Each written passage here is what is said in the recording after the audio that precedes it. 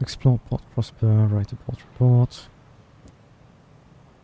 A messenger greets you at the station. He has the scrubbed pink face and immaculate hair of a natural-born butler.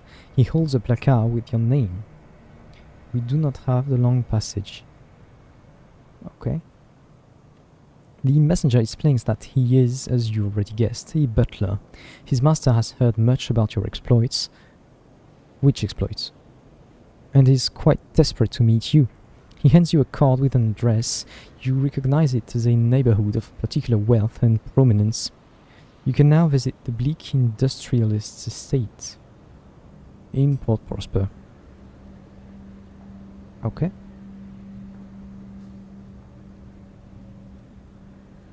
No settlers. You already have one. Right, wants to go to the nature reserve. The estate takes up half a street. The mansion itself is a grandiose structure with Venetian windows, a cupola, columns in the Palladian style. But the garden is tangled with weeds. Muddy water pools glumly at the bottom of disused fountains. The industrialist receives you in one of his drawing rooms, sitting with a rum glass beside the fire. He has a sour cast to his mouth and eyes that blaze with indiscriminate loathing. Ask why he sent for you. Before he answers, he knocks back the rum in a single gulp, and calls for his butler to fetch another.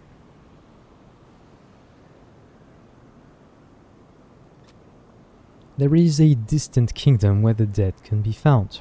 That would be the Blue Kingdom. The industrialist's voice is hoarse with disuse. I need an enterprising sort such as yourself to visit it for me and retrieve someone. It should be a simple enough affair. In return, I will pay you a small fortune. Who does he want brought back from the dead? Some years ago I lost someone dear to me, he says. A world without her in it, is worthless, miserable. I need her back. Wants us to bring his lost love back from the kingdom of the dead.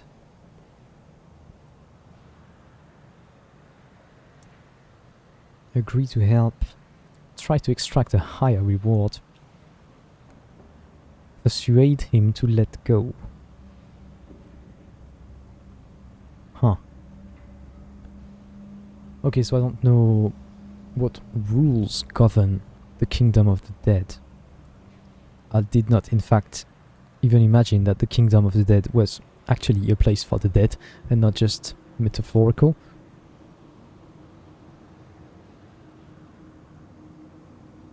Agree to help. We can't negotiate for a higher fortune. Our hearts are so low, although we already have 10% with like, I don't know, 5 hearts or something. I'm not gonna go and swap around our offices just to get our hearts higher. That feels exploity.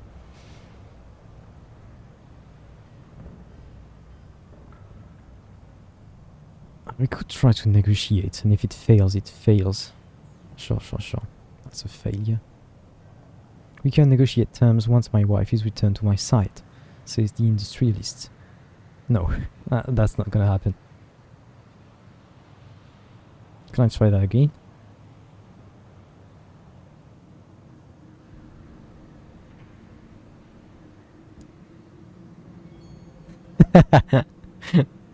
If we press him hard enough.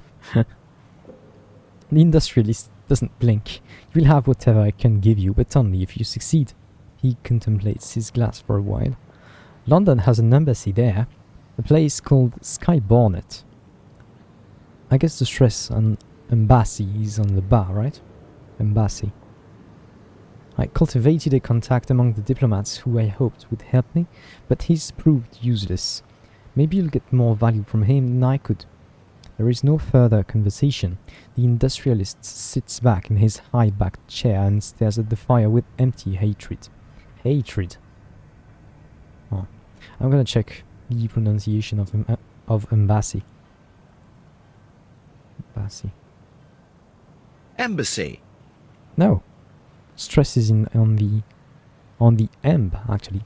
Embassy. Embassy.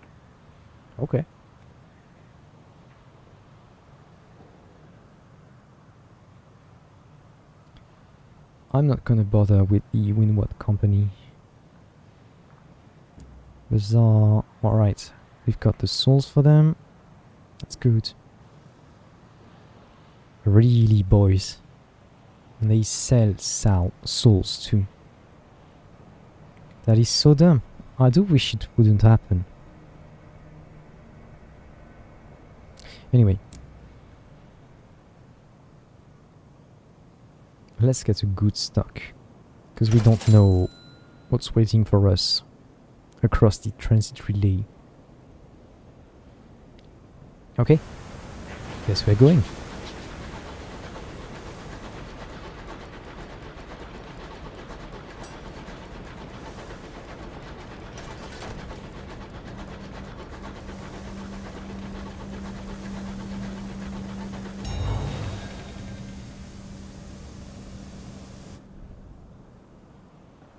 Bribe the superintendent to give you a travel permit. Submit the paperwork required for a travel permit. 3 ministry stamped permits. I'll just pay 500.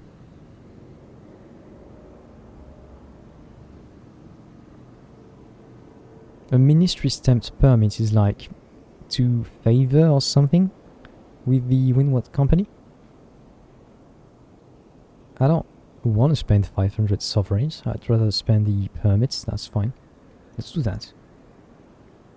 At a Bronzewood kiosk, the superintendent examines your papers minutely, sticks them on a spike, then signs and stamps a small booklet for you. Your new transit permit, Union Jack Blue. He says of its cover, as if it were something to be proud of. Okay.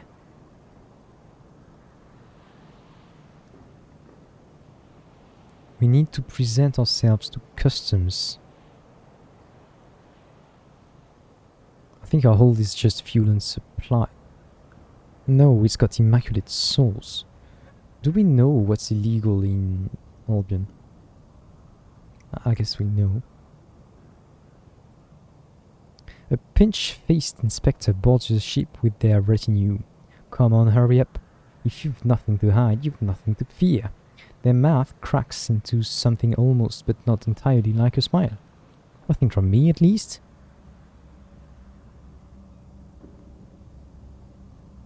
You need contraband to surrender your contraband. So we've got nothing to declare, okay? It's actually a resource, contraband. It's not that resource is forbidden in that region, okay? You have nothing to hide and nothing to fear. Yep. The pinch-faced inspector almost looks disappointed at having to give you a clean bill of passage. Such a waste of time, they mutter, stamping the customs form. Go on, no reason to take up space here. Okay. Your business here is concluded. It is time to continue your adventures in the high wilderness. No. It is time to go to Albion. Travel to Albion first class with a ministry stamped permit,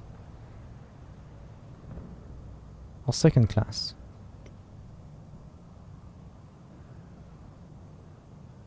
You need to supply your own hours. The relay station will spin them into a code to wrap your engine against the winds that harry the wide paths you must travel. What the hell? We're going! You deliver the barrels to the relay's hour looms, which clank and grind. They spin a jacket of fresh time in which your locomotive will make its journey. Enclosed in your engine's pocket of hours, it is hard to say how long the passage will take.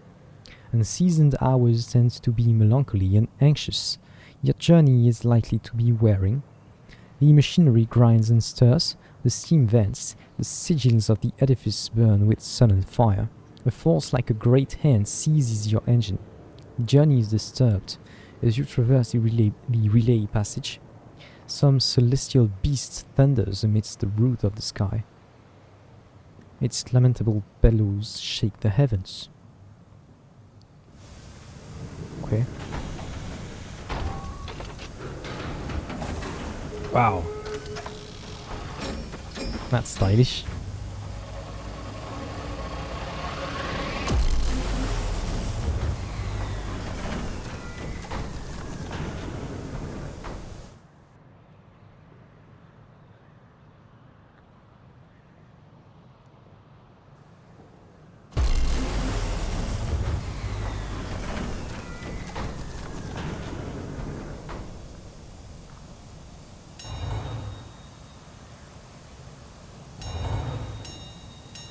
me talk. It worked. The stone edifice, scintillant with sigils, is encased in a contrivance of steel and brass.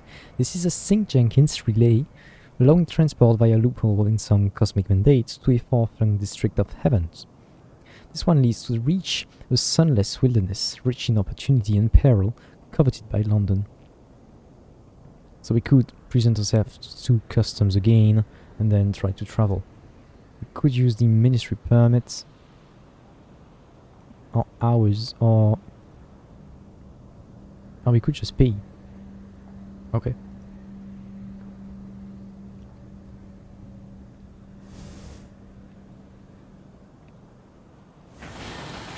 Let's send the scout away and get going. There's something here. Let's go right away. Get some information on where we've landed. Can I zoom in? How do I zoom in? A. Okay. Because I wanted to see whether that's a passage or not. I'm not too sure.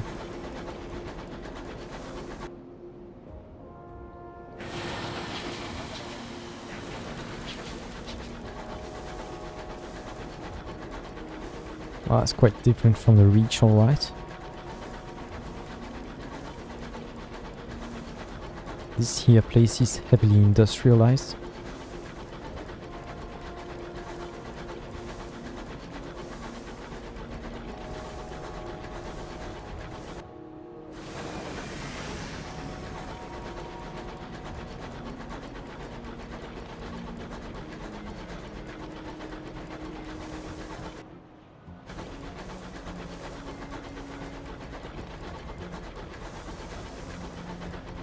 Okay, where are we?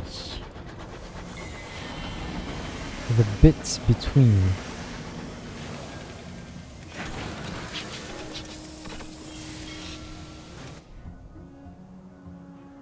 Brabazon Work World. The officials of Brabazon never bothered to formally name this waypoint. Captains dock here to pick up goods or deliver workers. It is not a place to linger because of the proximity to the accelerated time of the work world. Oh. Right, they manipulate time a lot, and so time goes faster here, so that they can produce more in less time relative to the rest of the world. It's an interesting idea. We heard about Brabazon. The incautious driver wanted us to come here. Brabazon Work World, the first work world to be established in Albion. Recruit the clay conductor. A rocking clay man in a heavy coat stands on the platform. Might as well. A clay man, that's literal. The clay men were an underclass in old London. Very few of them came to the skies. This one holds an urn to his chest. You're a captain. You can perform funeral rites, he says, nodding to the urn in his arms. Then I want to travel. He pauses for a long moment, and then, as if feeling something more might be expected. Slight default in pronunciation here. I could help out on your engine. Recruit him, say a few words about death in the sky. Skyfarers are accustomed to impromptu funerals. Hearts and iron. Okay, whatever. You ask the conductor where he would like to hold the ceremony. Ceremony? Ceremony? Ceremony. Ceremony. Ceremony. I did not expect the stress to be in the first syllable. Ceremony. Okay.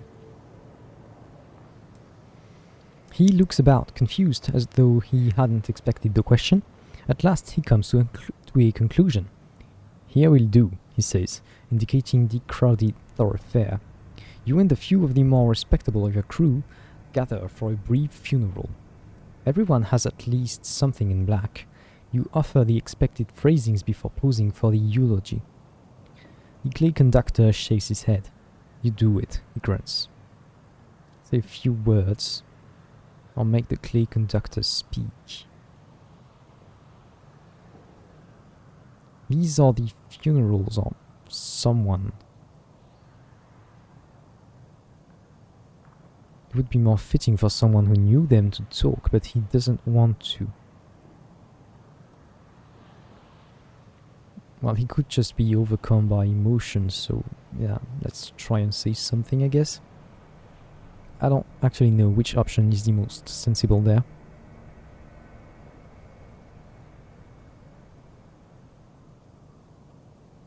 You render up a bounty of platitudes, benign wishes to the beyond, and maudlin remembrances of departed friends.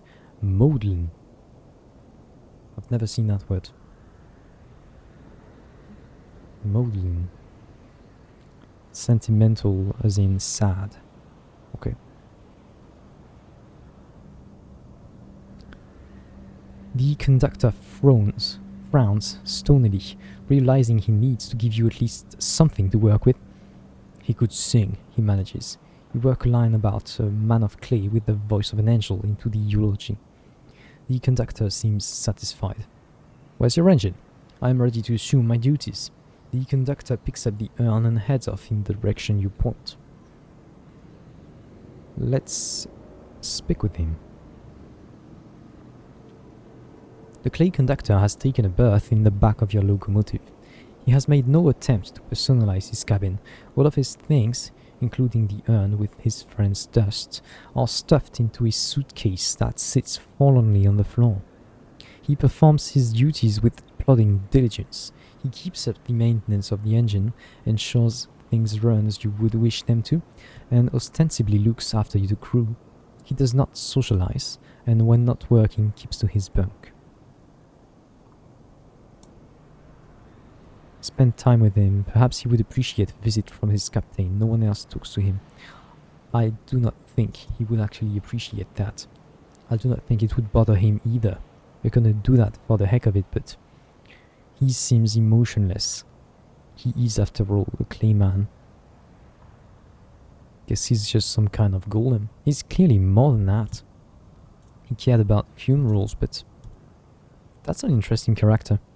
We could restore his voice if we had Charisma Nectar. Okay, makes sense. You've overheard him attempting to sing, but he gave up quickly. His voice was gravelly and out of practice. Some nectar might help lubricate the vocal cords. Yeah, that would be nice. We'll spend some time with him regardless. Yes, he doesn't look up from a large volume of sheet music, slow hymns like the drift of continents, made from the melody of plate-shifting earthquakes. Those are some high-scale instruments. You attempt to engage him in conversation. He responds to this with reluctance. He is content for the moment. His days have been tolerable. No, he does not need anything. When you eventually give up and make to go, he seems relieved.